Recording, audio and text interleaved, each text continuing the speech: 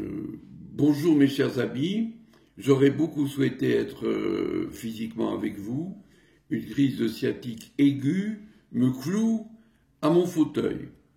Alors évidemment, c'est bien bénin comparativement aux abominations qui nous ont atteints ces derniers jours et qui d'ailleurs remettent notre attention que nous portions à la COP au deuxième plan.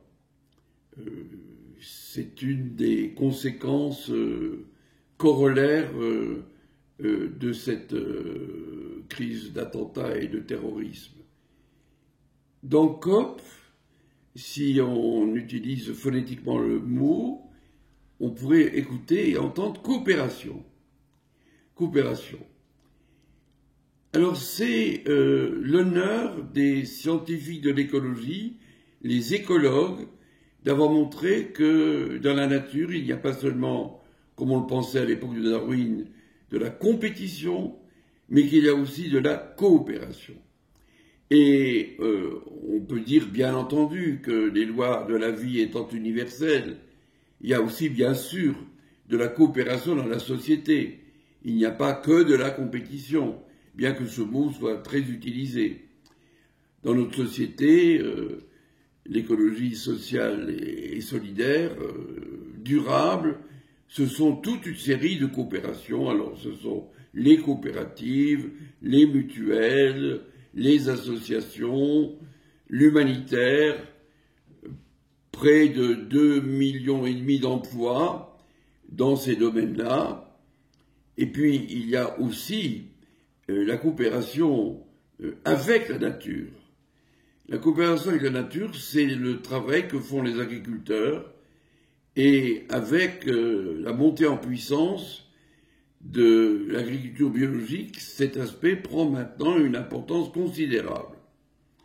L'agriculture biologique est très heureuse pour la COP parce qu'elle diminue les dégagements de gaz à effet de serre. Elle les diminue d'abord parce que ce sont généralement des circuits courts, donc peu de dégagements liés au transport. Elle les diminue parce qu'on travaille la terre d'une manière plus soignée et on émet moins de gaz carbonique dans cette manière de traiter la terre. Et puis elle est bonne pour notre santé. Alors pour notre santé, il y a bien sûr dans les fruits et les aliments bio, il n'y a pas de pesticides. Il y a plus de nutriments essentiels que dans les produits conventionnels et ces nutriments sont protecteurs en ce qui concerne les maladies de société, de civilisation, comme le cancer, comme l'Alzheimer, comme les maladies cardiovasculaires. Les produits bio sont protecteurs.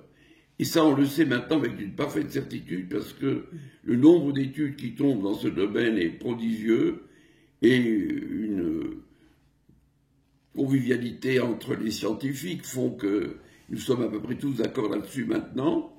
Il y a aussi moins de métaux lourds dans les produits bio, donc je vous conseille à tous, évidemment, d'aller au bio, surtout pour les fruits et légumes.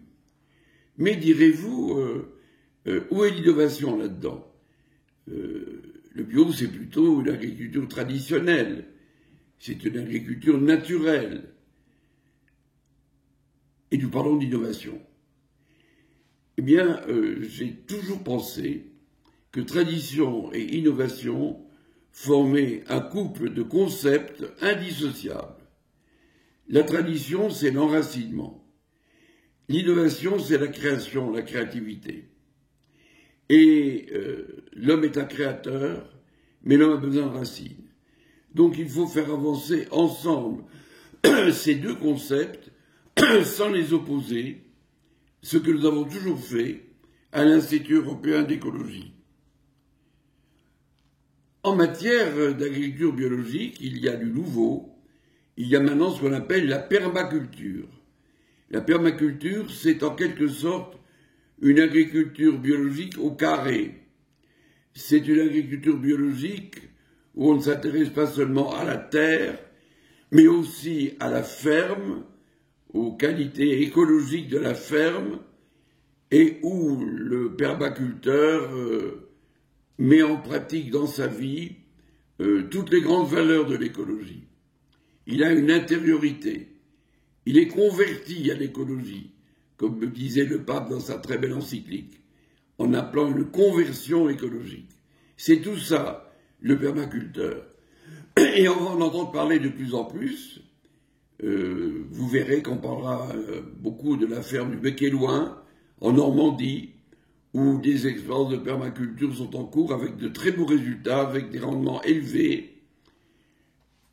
Nous avons à Metz la fameuse base aérienne abandonnée maintenant par les militaires, qu'on appelle la BA 128.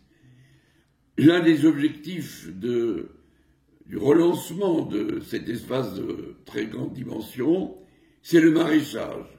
Je souhaite que l'on aille vers un maraîchage bio, que l'on aille petit à petit, avec des agriculteurs très motivés, vers de la permaculture, et que l'on fasse de cet ensemble vraiment une image forte de notre ville. On a baptisé Metz ville verte. Ensuite, on a baptisé ville-jardin. Nous avons beaucoup insisté sur cette idée de la ville-jardin. Mais c'est en effet une ville verte avec beaucoup de jardins.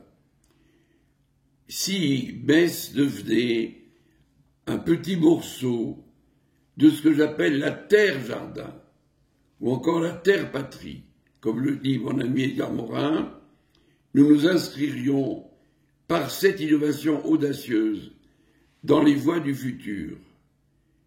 Je pense que nous avons à vivre, à créer une planète jardin.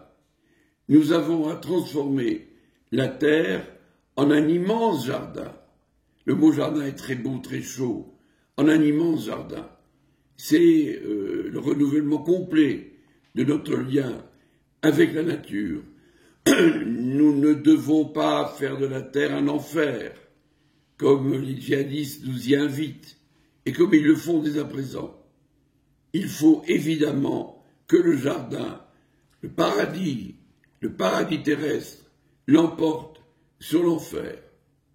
Et comme nous sommes proches des fêtes de Noël, je voudrais rappeler une très belle phrase de Charles Péguy, qui est tombé sur le front pendant les premiers jours de la guerre de 14-18, et qui a parlé de la petite fille Espérance. Il disait « La petite fille Espérance, c'est une petite fille de rien du tout, qui a vu le jour de Noël. » Merci, chers amis.